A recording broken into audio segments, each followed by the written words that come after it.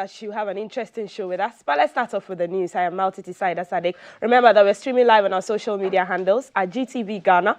Do endeavor to watch us there. Share our live stream. Leave us your thoughts and your comments as well. Let's start off with tax issues. Some managers of restaurants at the Terminal 3 at the Kotoka International Airport, the Share Me and Wave restaurants at East Legon and the Grand Pacific shop at Jolu are the latest culprits of tax evasion apprehended by the Ghana Revenue Authority, GRA. Now, this swoop by the authority is to enforce compliance in the issuing of tax invoices by taxpayers. Ghana Revenue Authority has been tasked to collect a revenue target of 106 billion cedis for this fiscal year. Out of this figure, the Domestic Tax Revenue Division is expected to collect 70% of the total revenue. In line with this, the GRA has embarked on a VAT invigilation exercise in Accra. The Commissioner for the Domestic Tax Division, Mr. Edward Jamera, revealed that test purchases conducted by his team on 115 taxpayers showed that a total of 93 taxpayers did not issue VAT invoices. It is an offense for a registered taxpayer to fail to issue VAT invoice for purchases that are made, and also for customers who also patronize this product. It is also an offense if you purchase and you fail to obtain required invoice. So going forward, we expect that customers will also insist on their VAT invoice.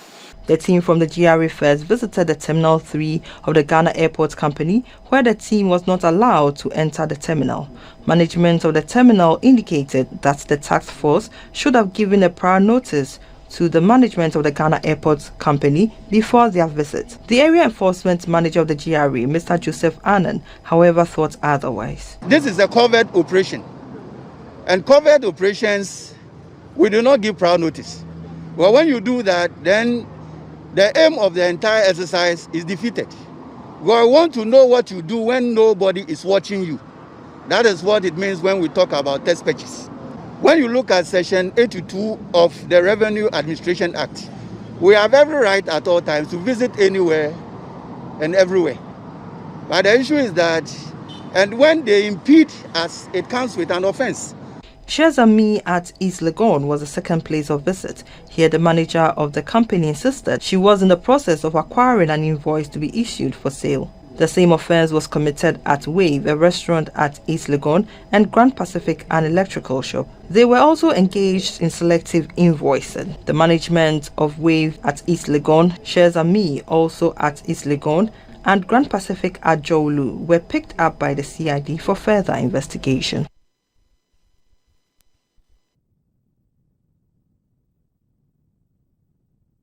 Let's stay on business issues. The maiden edition of the Ghana Business League Awards, GBLA, has been held in Accra.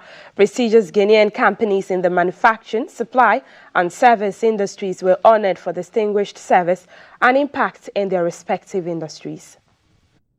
Ghana Business League Awards has a wide range of categories, including Business Leader of the Year, Mining, Telecommunications, Agribusiness, Agrochemicals, Outstanding Achievement in Management, New Product and Services, Entrepreneurship, Brand and Marketing, and many more.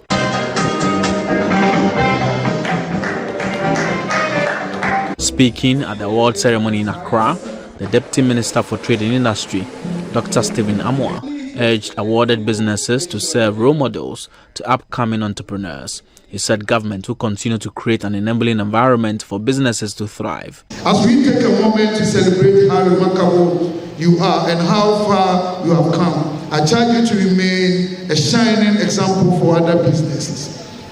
Let us open our doors for mentorships and training, especially the younger generation.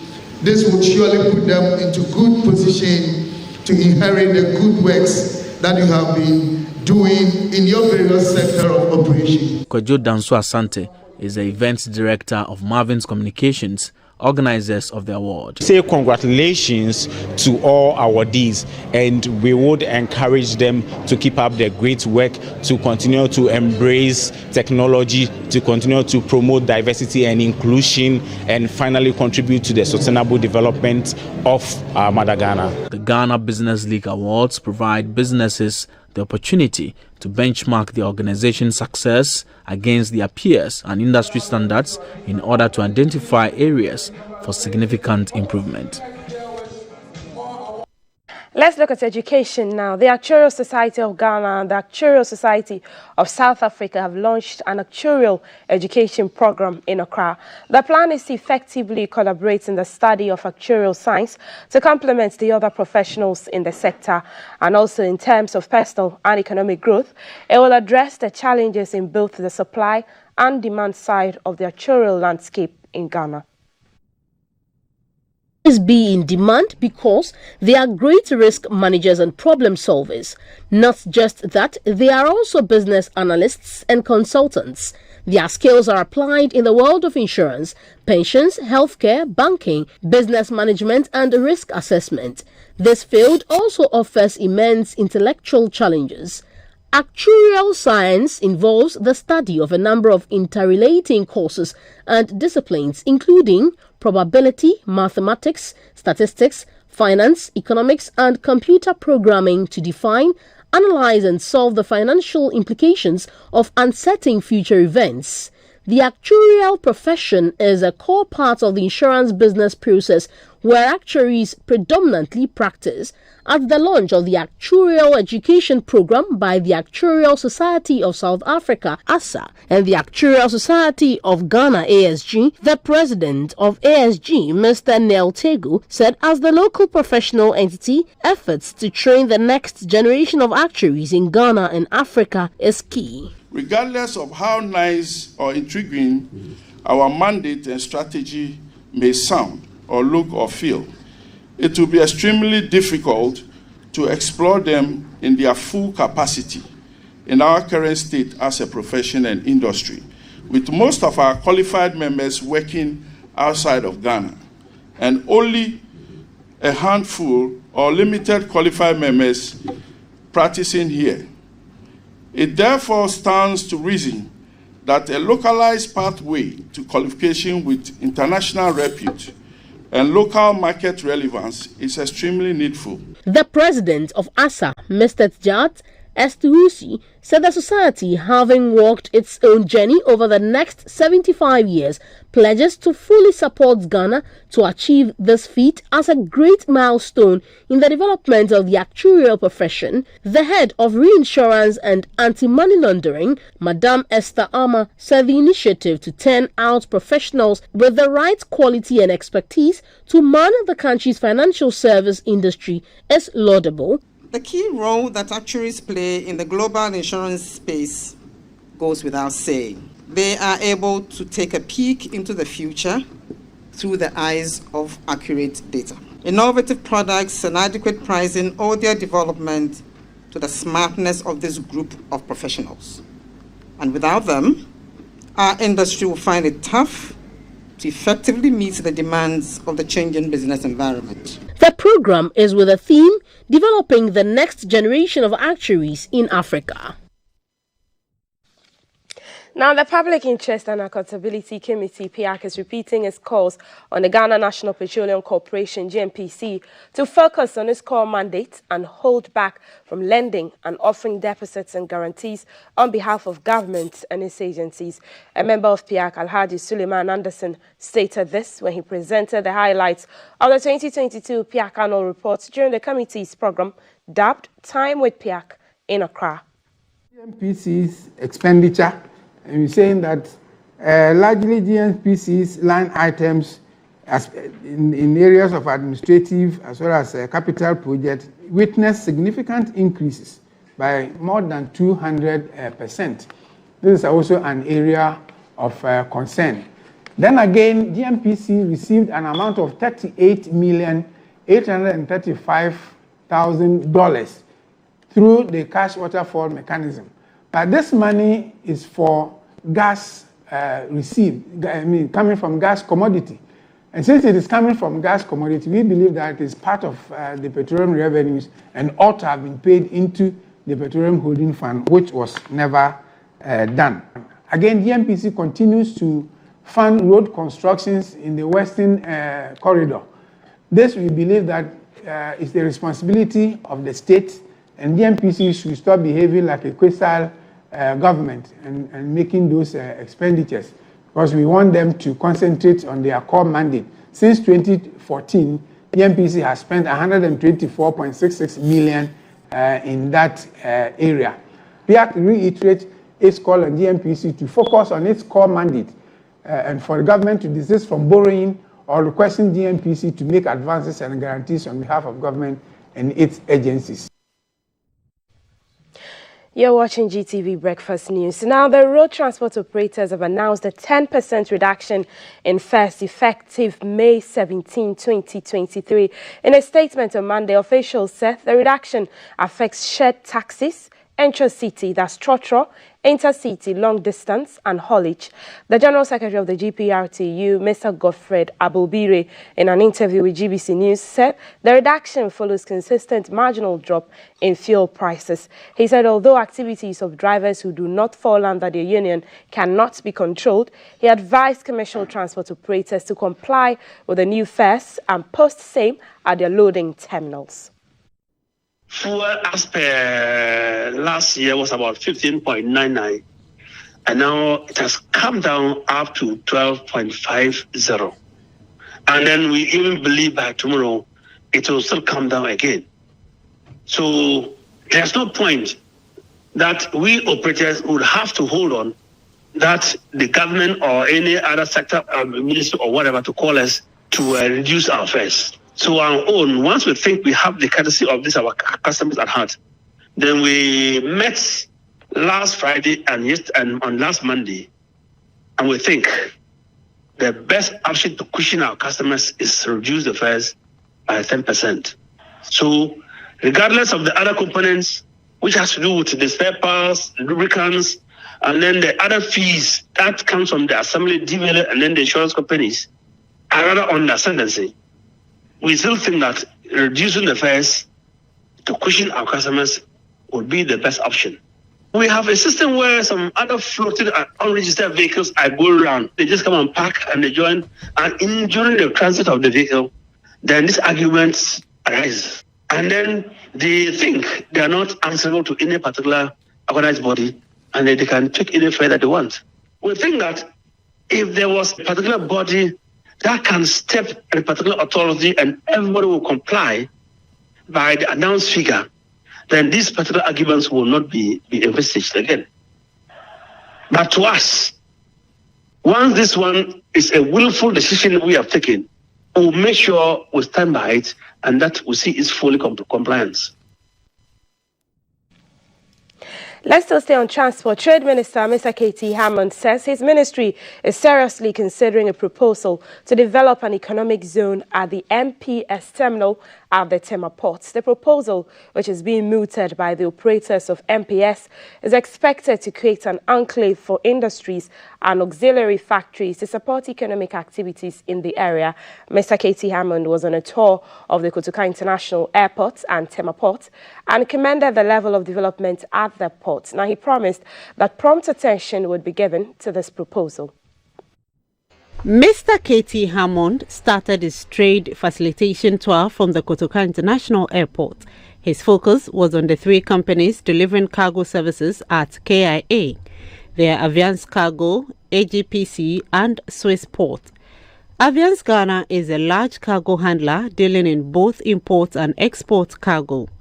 AGPC is another cargo handling provider whose area is cutting of perishable goods. It serves as an improved post-harvest facility to ensure the creation of an integrated cold chain at the airport for horticultural products. Swissport offers cargo warehousing and ramp handling at a cargo warehouse. The minister was getting familiarized with operations at the airport, particularly trade facilitation related activities such as cargo scanning and their process. The scanning service at the airport is being provided by Nick TC Scan, and according to the general manager, Mr. Jojo Morrison, his outfit has installed state-of-the-art scanners at the airport to detect all cargo moving out of the airport. They are state-of-the-art because they have higher penetration levels, they have higher organic and inorganic detection.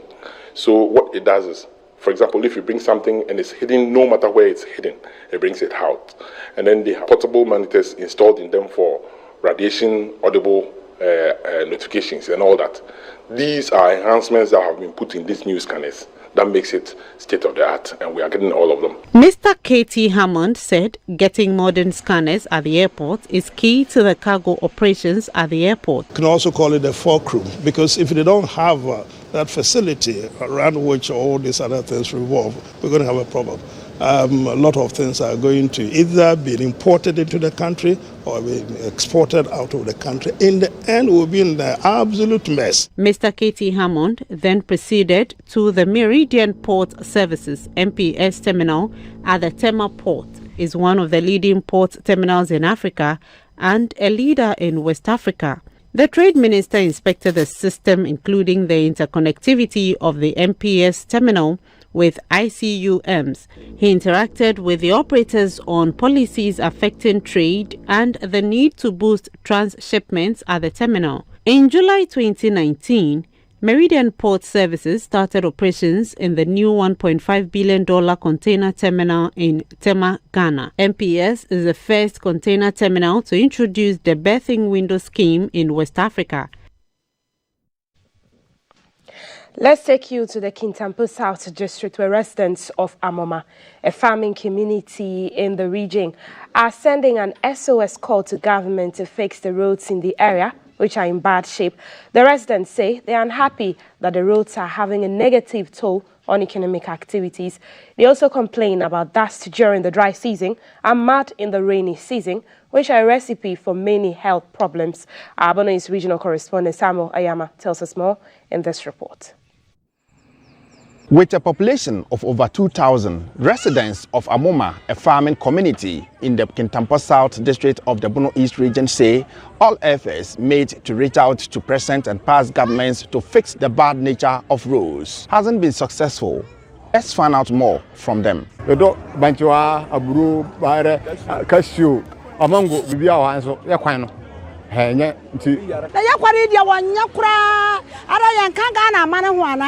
Yes, what I want my bra, Nabra Bay, Quaramaye. Yahu at 3 years, our mamma, Conway, Conwo, Yabra, Bepum, still Quano, Yahutra, and Tebessa Sagana, Bang, Omra, no Mesoquamun, no Moye. Dear Quaheria, I want to sampa, pray at me, Yaninja. Yaninja, Quanam Saqua, Yaninja, say better now in so toa, can't me call, yet me for pin for, now send me Brinacanaco, say, or Quaimu. I only for put me for be no cool. I need some pa, my. And I'm a creator when you're quick to answer your party. Why me up when you hear pa? Yeah, but friend, yes, you are for fro. I've heard ya. I be a quackrenica, one Monsieur Jam, Kai, one quack, what about one ma? You couldn't touch him up, no, I shouldn't know quack. Didn't you know, and yet, Mitzi for Takrade, no maba habolo de mango. Aha, Kali Jane, and pay a band the Kali, you won't pay if you have a Drucal main road and San and Suato. Science and so tosses sia mango kai saying I buy the genjine. Just I can't want to be in free hand could do main road, not the mango na kotakrade. Nina ba say. Into a mamma for the and qual one quantity I buy by Shama or pa. A bezed ACDC and Puse. Yes, we come abana until a moment and your quine. Yes, you want to Lala, I'm a party and Twaba beam. No correct until Straman Poato, Moya Maya. The urgent appeal of residents of Amoma is for government to fix their deplorable road network. According to them, transporting referral cases from their chief's compound here to the Techimai Holy Family Hospital, which serves as a referral center, remains a huge challenge. Most of their farm produce always get rotten because of the bad nature of roads. Samuel Ayama, GBC News, Amoma. Well, away from our mama, let's take you to the international front. South Africa's President, Mr. Cyril Ramaphosa, has announced that 6 African leaders are planning to travel to Ukraine and Russia to help find a solution to the war. Mr. Ramaphosa added that Russian President Vladimir Putin and the Ukrainian leader Zelensky had agreed to receive the African peace mission in their respective capitals. The initiative was drawn up by Zambia, Senegal, the Republic of Congo, Uganda, Egypt, and South Africa. The announcement came a day after Mr. Ramaphosa said South Africa had been under extraordinary pressure to pick sides in the conflict following accusations from the United States that Pretoria supplied weapons to Moscow, a move that would break with its professed neutrality.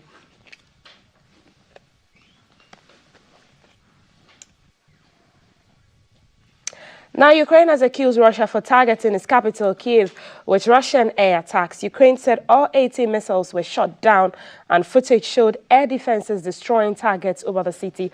Officials say at least 3 people were injured during the barrage, which used both drones and missiles.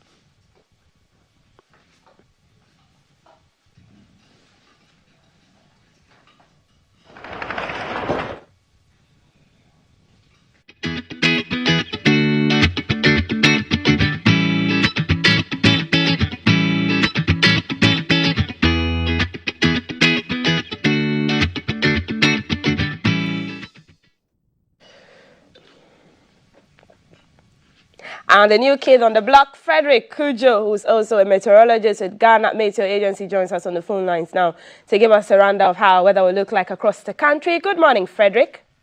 Good morning, Maltiti. Great weather conditions for us. And when I say great, you know, most Ghanaians will be expecting sunny weather conditions, but not too hot, but sunny weather conditions so that we can go about our activities. Is that what we are expecting? Yeah, well, we are not far from what will actually prevail for today. Right. So for the next 24 hours, we expect mostly bright and then sunny conditions right from this morning through to the afternoon hour. With some spots of cloudiness in the atmosphere.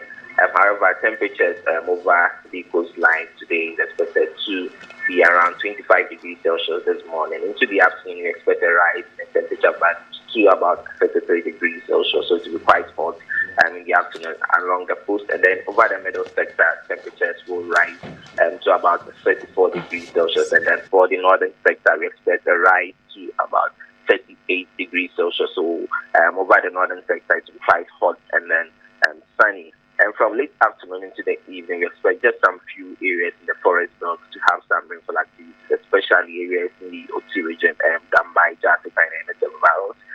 Coming into Ashanti region, some areas in Border Sango, and then Eastern region also, we have some areas in New Abrim and then its environs are likely to have some rainfall activities. Today, over the upper western region, there's a possibility of rainfall, especially over Fonsi and its environs. And then also, as well as the northern and then the upper east region are also likely to have some rainfall activities from late afternoon to the evening. These rains are mainly going to be just some showers, so it's going to last for a very long time to cause any havoc to our daily activities. Into tomorrow morning, mostly misty weather will prevail over the forest and then mountainous areas, and then some cloudy conditions, and then low temperatures will be experienced for the entire country. So right from now into the afternoon, we can go about on normal duties without experiencing any rainfall to disrupt our activities. So much. I'm sure Thelma will be pleased with it if she has some party activities later today, as today is her birthday. We just heard from Frederick Nwama giving us the rundown for today. Frederick Kujo, I beg your pardon, giving us the rundown for today's weather, Wednesday, 17th of May. Bringing us a close of GTV Breakfast News.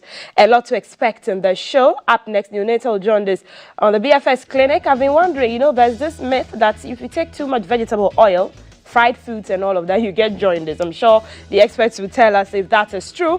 Also, the day of the boy child will be discussed on the show. Den time with Minerals Commission as usual. I'll be back at 7 with what's happening in sports. The big games on GTV Breakfast Sports. I am Maltiti Saida Sadiq. Stay with us.